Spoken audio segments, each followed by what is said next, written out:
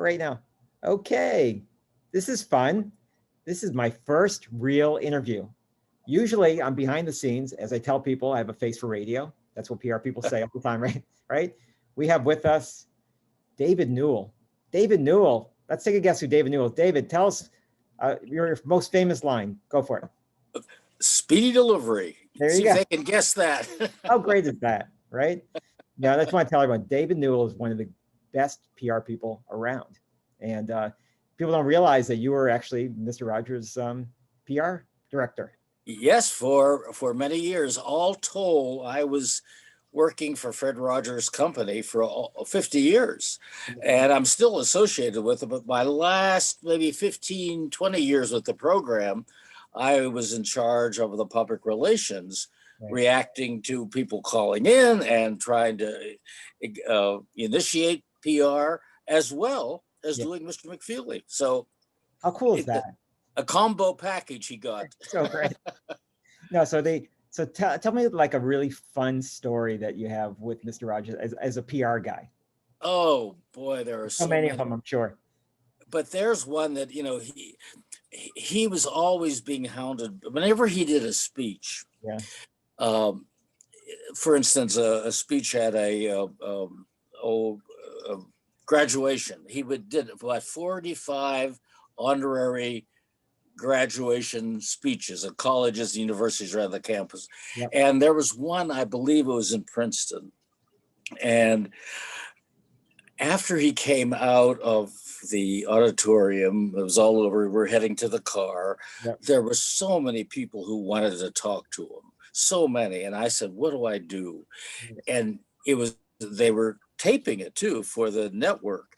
And I thought to myself, he's going to hate this, but I'm going to let it go because out of the interview and comments from people, you couldn't duplicate it. There was just people coming up to him and spilling their life to him and what the program meant to them. And I figured, okay, you're not going to get this on a sit-down interview. Right. Let's just get some spontaneous reaction.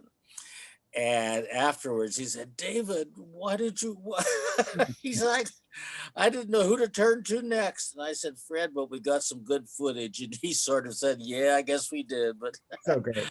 And he was glad we did it, but he's not the type of person to say, let's do it. Somebody else has to initiate it. Fred was very, very private person, and he never really pushed himself. Somebody else had to do it. So how was Fred as a PR client? Well, he was very particular. He had an image, but his image was who he was. It wasn't anything. He didn't have an image for the camera and an image for off camera. It was one and the same. So in that respect, you knew you were going to get what you're going to get. That was Fred. But he made sure that, for instance, if we did a candid interview that somebody wanted to talk to him for 3 minutes, on the run, right? He wanted to make sure it was in a quiet place and the background was acceptable. No bars or drinking in the background and things like that. You always stayed within brand, right? Oh, yes. And he was very conscious of that, but he wasn't conscious of a brand in that sense. He was conscious of being who he was. He didn't want to seem like he was out socializing just for PR. That was not who he was. I understand. And he liked quiet, sit-down, one-to-one interviews, whether it was video or print or whatever. And so as McFeely, I'm sure you were recognized not as much, right, as Fred, but I'm sure you have your groupies, right? Oh, I have my groupies. But when I'm in costume, and more, ever since the movies came out, the documentaries and the Tom Hanks movies, I've been getting double the fan letters and signing these autographs, and they'll send pictures. I don't know where they find them, but I sign them. But now I'm getting recognized without my costume. Wow, look at you. And oh, that's happening a they lot. recognize you with a mask on, right? That's it. Yes, in a Right? way, you're That's fun. right. It's like you're wearing a mask and they go, "You're Mr. McFeely." How great is that? That happened the other day. I was wearing a mask. My wife and I were at the grocery store, I think, and somebody came up to me, had my mask on, Yeah, and they said, "You're Mr. McFeely." And I said, "Yeah, how did you know it?" To the man, and he yeah. said, "Your eyes, for whatever reason, Look at that. the eyes seem to give it away." And then the other is my voice. They recognize Yeah, the McFeely voice. I think it's But awesome. by the way, McFeely is Fred's middle name. Did you knew that? I Fred knew that. McFeely Rogers. Okay. I did. Look, And I feel very fortunate that I've had the chance to work with you guys quite often with Fred quite often, and yeah, it's been o- really o- a over thrill. those years, we did a blitzkrieg through New York City one day, publicizing what we were Won't you be my doing. neighbor, Dave? Won't you be my neighbor? That's right. We had That's a right. thing. We went We had a thing all actually through where New York. we asked everybody in the world, right? Remember that, to wear a sweater in honor of That's right. Roger. So David and I, or McFeely and I, decided to do a tour of New York City, and I called it McFeely Takes Manhattan Tour. Which, if you're a fan, you can get that. Well, and even in Manhattan, with everything happening there, people Shocking. recognize. Yeah, It- and it's but when you think of it, if you multiply the program, came on the air in 1968. Yep, So that's 50 some years. It's still on streaming and so forth. Can you imagine how many millions of people have seen it since then, it's unbelievable. and into generations? Well, what's so great about New York City was we're walking through Times Square. You're McFeely. Yes, I'm the little PR guy. We're going over to Good Morning America at the time, and we're just yes, walking through Times Square. And it wasn't the older group that was stopping it with these kids. That's what was so yes. cool about it. It was like a big. I remember it was a big choir. It was a choir, and they There was were, a choir from yeah. Texas, It was who unbelievable. but that is the age at that point. They probably grew up with the program. Now they were teenagers, but they remember it. When they watched Mr. Rogers, wasn't that long ago. If they're teenagers, and some teenagers still watch it, still watch the program. And these little kids were going, "Are you Mr. McFeely?" I'm like, "How do you know Mr. McFeely?" So it was Yeah, so great. It was so great. that's exactly what happens. But Fred couldn't go anywhere. He couldn't even go into grocery stores because and he would stop and talk to everybody, and it would take him hours to get out of there. He didn't want to, so he said rather than take 3 hours to buy a loaf of bread, Right. he wouldn't go in. His wife would go shopping for him. Well, one of my favorite stories about that you've told me in the past. We have a little time just to talk about your SNL, your Saturday Night Live gig. Remember the Mr. Robinson's Neighborhood? Just Yes, tell, just tell everyone that story. It's such a great story. well, let me see how I found out about it. It was the one night my wife was upstairs watching television. She said, Yeah. come quick, come quick, come quick." And it was Eddie Murphy doing Yep. the Saturday Night Robinson's Live. Neighborhood. Yeah. Yeah. But they did that for several weeks, and then the producer started to call and wanted Fred Rogers, to surprise Eddie Murphy during the broadcast, Crazy stuff. and it never worked out. Yeah. And I think Fred felt uncomfortable because he wasn't an actor. He didn't have shtick. He Right. couldn't have just ad-libbed with Eddie. That wasn't who he was. Right. And I think he felt uncomfortable, but it would have worked. It would have worked. Wait, so they wanted you to come through the door during one of the skits? That would have been amazing. That's exactly what Oh they my wanted God. to do. So I know They wanted to knock on the door, that's so and good. Eddie would go to the door, and it'd really be Fred. Well, at that point, the audience would have gone crazy. Of course. Yeah. And here's how Yeah. they could have knocked on the door. The audience would go crazy. They could have sung "Beautiful Day in the Neighborhood," then go to commercial. It would have worked that way, I think. But Eddie Murphy would have improvised something, Yeah. right? Pardon me? But He would have improvised something to make him look. He would have changed the script around on you guys a little bit. Yeah, they would have done whatever Fred wanted to do. But we did go up and meet the producer and Eddie Murphy twice to talk about it. We did that much. But it just didn't work out. I think if we had a little more time and Fred would have thought about it more and turned it around for a while, I think he would have done it. And then Eddie Murphy left the program. So, now he was back once, I think, this season, and he was guest hosting after what, 15 years? Yep. And he did one. Yeah, he Okay. did Mr. Robinson's. I'm glad that Fred had a good sense of humor on that one, right? He did. Yeah. He liked Eddie. And Eddie, he didn't think it was a mean. He thought it was a affectionate parody, Fred called it. Nice, and it was. It was. So how does it feel now that Fred's been gone for a while, but suddenly Mr. Rogers is hot again? Yeah, it is. I don't think it ever went away. People, for some reason, people who grew up with it keep it with them. They remember it for some, it has a big impact. Maybe at the time that you're watching it as a kid, you're not thinking that.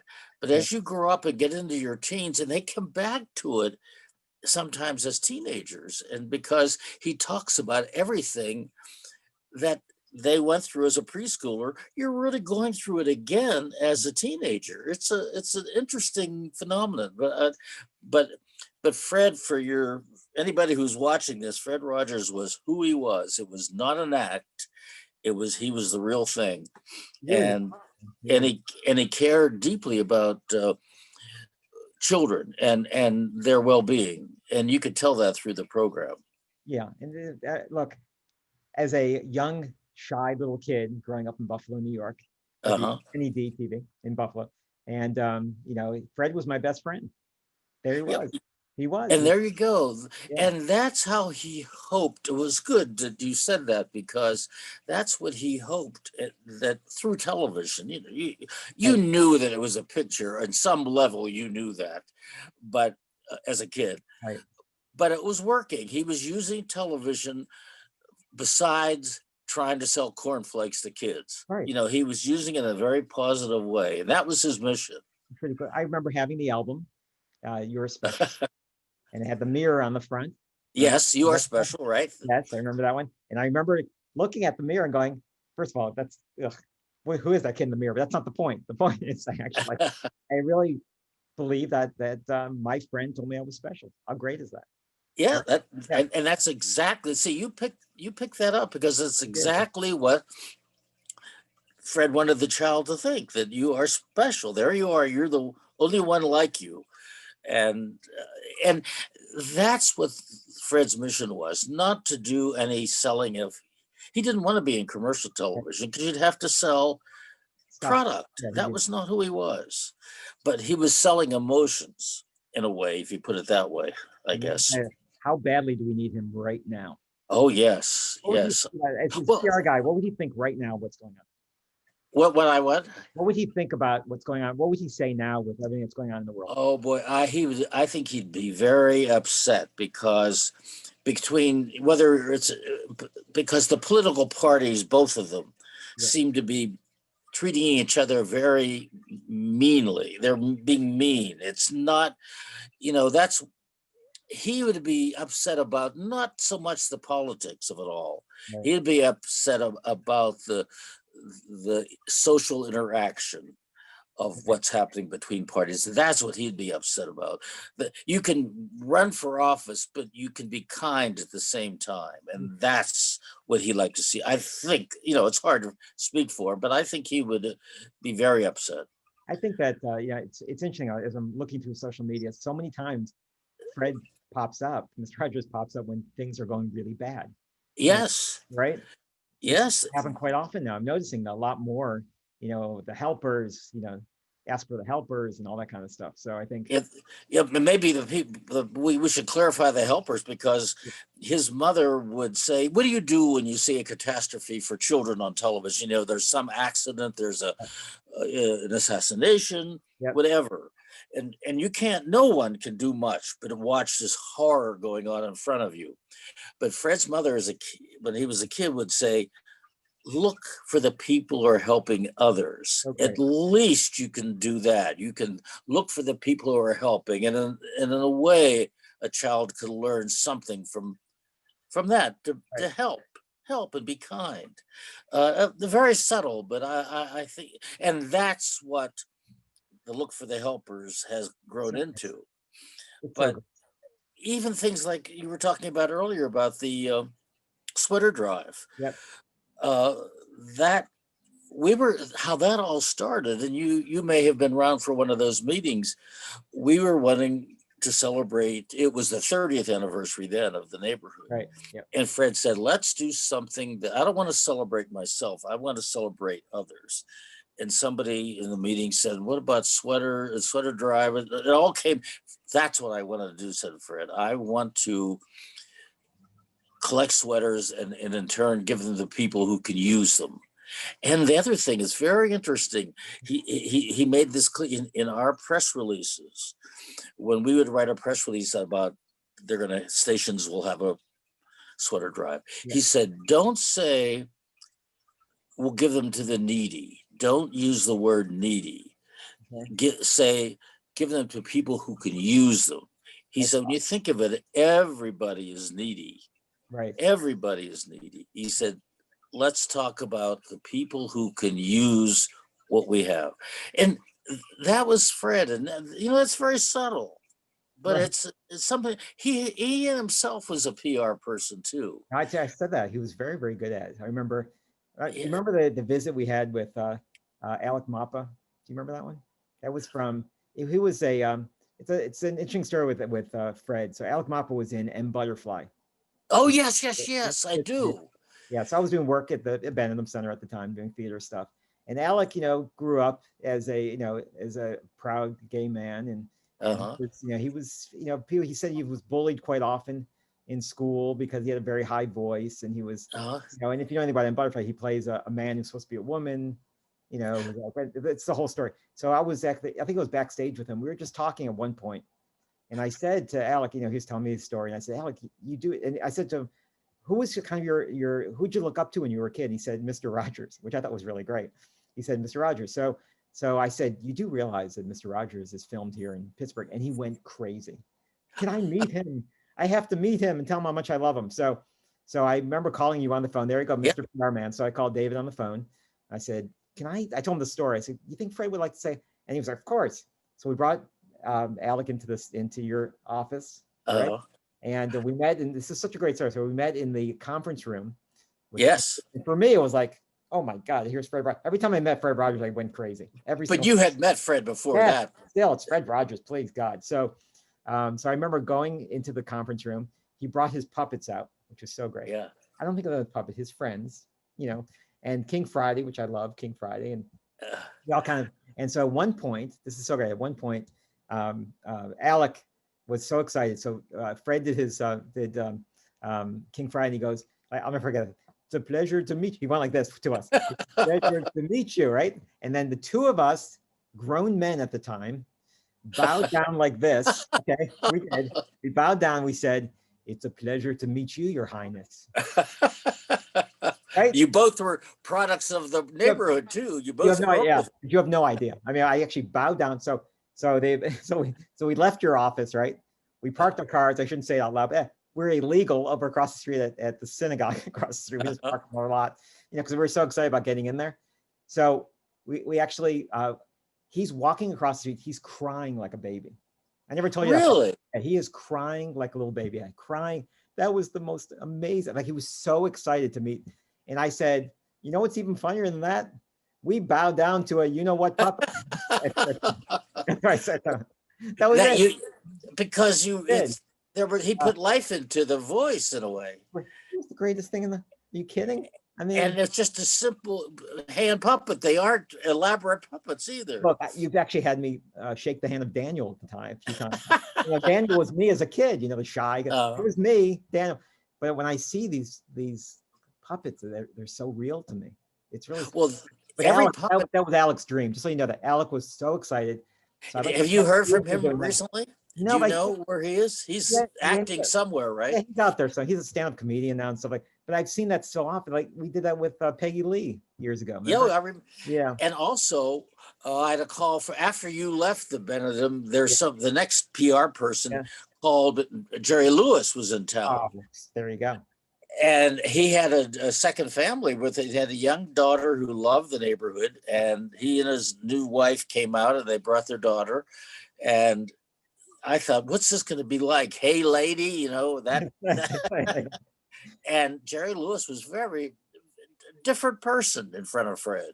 Well, my nephew, Brian, was visiting us in Pittsburgh. Uh-huh. We were walking up Murray Avenue in Squirrel Hill, and there's Fred Rogers, right? And so we stopped him. I said, "Fred, nice to see you." He goes, "Saul, I always love that you remember my name." He said hi, and he goes, "Who do we have here?" And he started talking to Brian, and he said to Brian, "Do you have a little brother or any sibling?" He goes, I have a younger brother." And he goes, "You must be a great big brother." Do you know that Brian now has a few kids, living outside of New York, and he knows that story. He tells that story, how he met Fred Rogers. He still remembers. Everybody, I'm sure you get those all the time where people say they met him. Either all the time. Somebody else, someone's looking for a ride, he picked them up, or just there's so many stories that everybody has, because that was Fred. He would stop and talk to people in an airport. We'd have to go earlier when we were going on somewhere, right? Because it took him all that time to get to the flight, because people would stop him all the time, and he wouldn't just say, "I'm busy." Right. He would stop and do his best to say, "I want to say hello, but I've got to catch a plane." Right. He would tell people, not just be rude. Right. But that was Fred, and I'm sure those stories are everywhere. I have so many. In fact, I want to put them in a book, which I'm trying my best to do. Well, one day I'm going to sit down with you for about 7 hours. I'm just going to videotape you, and you're going to tell me stories. Yeah. I mean, it's so great. So I just want to tell everyone here too. David Newell, as Mr. McFeely too, does exactly what Fred Rogers did too. David Newell is known for never leaving until he signs every autograph or takes every picture. Well, that's true. Right? That happened to me once. I forget whose autograph I was waiting for when I was a kid, and they do so much time, and then that's it. They cut the line, right? And I felt so disappointed. And I can't remember who it was. It was a performer on television. I remember that. I was older. I wasn't a preschooler. Right. But if I see the line, I'll say, "Don't cut it until people stop getting it." You're so great.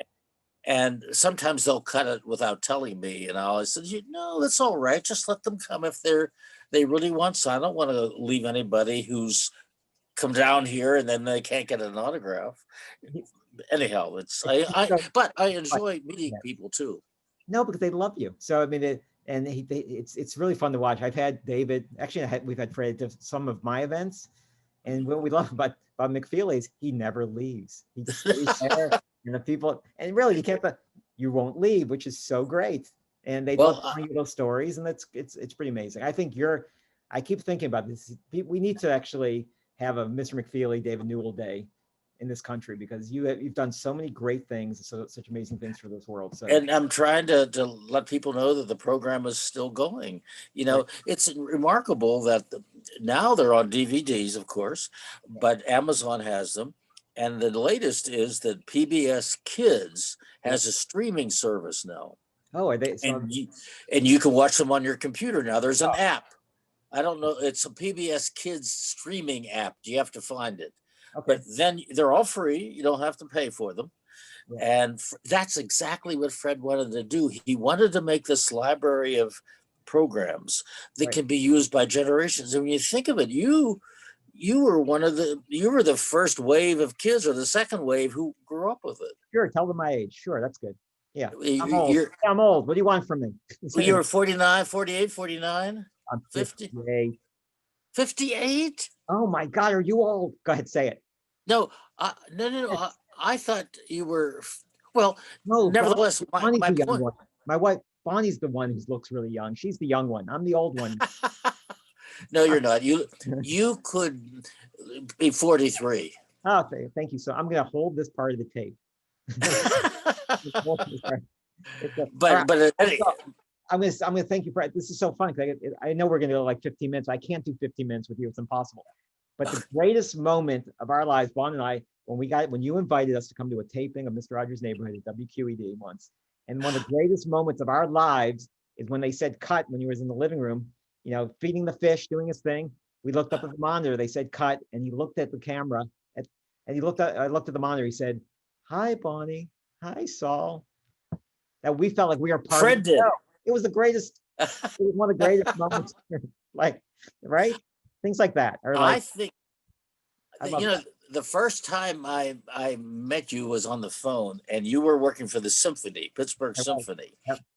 and you were doing the Heartwood Acres promotion. Yep. You were having, there were concerts at Heartwood Acres. Right. Yep. And you wanted Fred, and he was good. He was in Nantucket at that point. I gave it a and shot. then I was going to do it, but I couldn't. And anyhow, that's the first time I think we met on the phone. And then you called me. No, right before then, you called me about Peggy Lee. That was the first. Yes. So listen. So David Newell calls me on the phone, and he says, "You may not know who I am." I love that. It's one of my favorite things. But my name is David Newell, and I play Mr. McFeely. I can hear the voice, and of course, I'm sitting there going, as we juice, I'm just like schwitzing, sweating, and felling like crazy. I have Mr. McFeely on the phone, and he said, "Mr. Rogers would like to meet Peggy Lee." Because I was working with her at the time, the first show, and can you help me? I'm like, "It's Mr. Rogers. I would have done anything to help you guys out." And she knew who Fred was, right? When you Fred was asked. very cute in the green room because he said, he pulled me aside. It was actually very sweet. He said to me, he goes, "I'm a little nervous. What do I say to her?" It was actually very sweet. Mr. Rogers said that to me, right? And I go, "Just want to let you know that you're Mr. Rogers, and I have a feeling you'll figure out what to say." Like, he was so nervous about it. It was actually really cute, the two of them. Well, he loved, because he's a musician, Right. you know, and she was a musician too, a singer, but she knew music. She really knew music, and I think they both appreciated each other's musical abilities. But Fred loved her. She was an art. I did too. I mean, I remember seeing her for the very first time when I was a kid, 7 or 8, at Steel Pier in Atlantic City. Yeah. She was doing a concert there. My grandparents took me to see her, and ever since then I loved her. At any rate, she was a wonderful concert, and that's when we met for the first time, because you were PRing the symphony. See, that's when I was young, not now. It was back then when I was young. Hey, so right behind you is a sweater, right? Yeah. Well, let's see. Yes. Look, what do you have? Let's just show people some of the stuff you might have here. As soon as I can manipulate. That's what we got here. You see it? Yeah, there it is. See up there? That's one. That's one of them. Yep. Fred gave me that sweater, and I had it hanging in our closet in our bedroom for years, in a one of those storage bags. I don't know if there's any other things over. There's a lot of books about the neighborhood. And that bookcase that you see was a prop on the neighborhood. I brought it home. That's great. And there's too much backlight now, but there are so great. This is my office with a lot of memorabilia. There's a picture of Lady Elaine hanging in that group. You can't see it very well, but Tony Bennett did it. He was on the program, and he sketched a picture of Lady Elaine Fairchild, the puppet, as a part of the script. Yes. And I kept it after the show was over. But the sweater you saw back there, it was in our closet, and unbeknownst to me, my son, who's now 35, knew it was there. Yeah. And for one of my birthdays, I think it was 60th, no, it was the 70th birthday, I guess. Yeah. And he somehow got it out of the bag, took it to a framer, and had it framed and surprised me.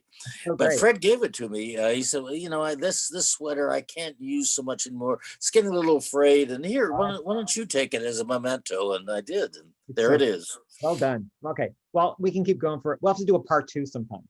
Okay. Part 2 sometime. So that's the story. And do a McFeely song for us. Do it. Oh, do the McFeely song. We love the McFeely song.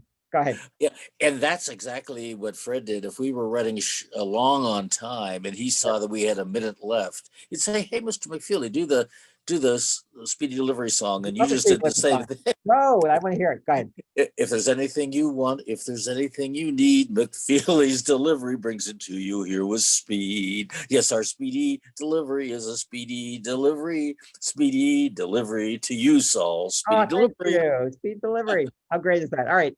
Thank you for being my first guest. Okay. Thank you for inviting me. And we'll talk to you soon. So I feel like we should sing a Mr. Rogers song together. But I know what we can do. I'm going to count to 3, and this will sign us off. You do? Yeah, go ahead. I'm going to count to 3, and we both say Speedy Delivery. Here we go. Oh, I love that. Okay, 1, 2, 3. Speedy delivery. See you, Saul. See ya. Bye-bye. Bye.